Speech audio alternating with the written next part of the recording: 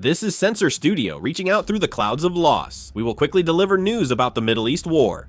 This is Tel Aviv, Israel. Hezbollah launched a rocket attack here, and Israel's air defense is intercepting it. In the Arad region, Iranian forces heavily attacked the area a few days ago.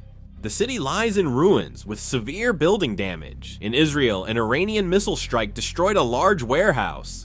The Israeli Ministry of Health announced that since the outbreak of war with Iran, 5,165 injured people have been taken to hospitals, and 106 of them are still receiving treatment. Israel's air defense is active in central Israel. Pro-Iranian militias have attacked a US base with drones, causing large explosions. The Iranian Revolutionary Guard almost shot down a US FA-18 Hornet and posted the video.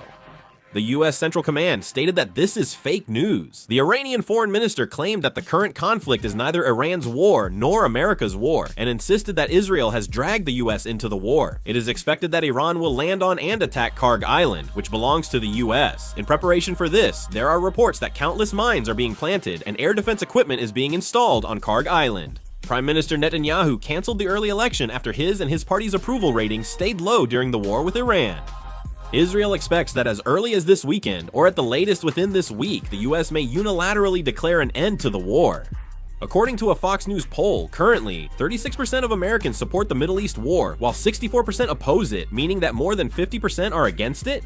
The White House has sent a strong message to Iran, stating that President Donald Trump prefers a peaceful solution, but is prepared to take military action if necessary.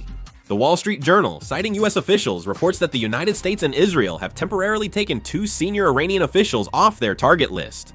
Is this a measure taken as the United States explores the possibility of ceasefire negotiations? As President Trump considered negotiations to end the war, Iranian Foreign Minister Abbas Araghchi and Speaker Mohammad Bagher Ghalibaf were taken off the target list for 4 or 5 days. Officials said the Kuwaiti Ministry of Interior foiled a terrorist plot by arresting 6 members of a terrorist cell. The investigation found a direct link between the suspects and Hezbollah.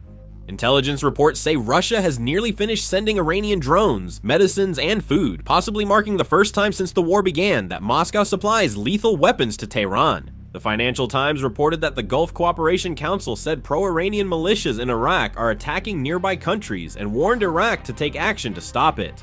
Antonio Guterres, the UN Secretary General, said on X that the continued closure of the Strait of Hormuz is blocking the movement of oil, gas, and fertilizers at a critical time for global planting. If more news comes up, I'll make and upload another video. That's all for now, thank you.